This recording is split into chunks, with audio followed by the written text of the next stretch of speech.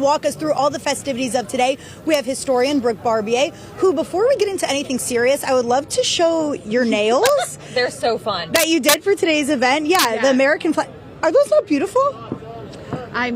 Tis the season to wear some patriotic nails. Yeah. Well, speaking of, we just saw an amazing reenactment. I think a lot of us felt very emotional watching it. As a professional historian, what were your first thoughts?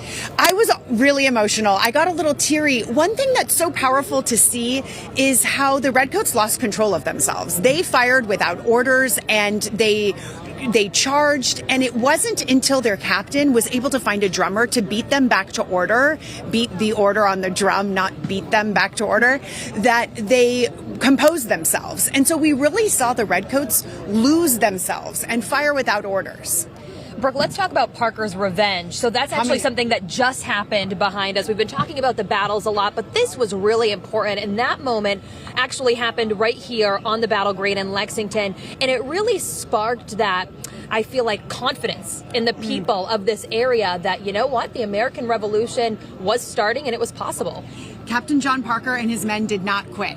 They regrouped and remustered here on Lexington Green after the Battle of Lexington. And then they took on the British soldiers when they had to retreat 20 miles from Concord back to Boston. They popped off some incredible shots on those Redcoats, and it became known as Parker's Revenge. So while the men in Lexington got beat in that initial battle, they got their revenge later. Amazing. I can't imagine what it was like being there. But just the fact that really the battle here in Lexington, we of course were with Mike for Concord, that was really successful, you could say. But what the men did here in Lexington made such an impact.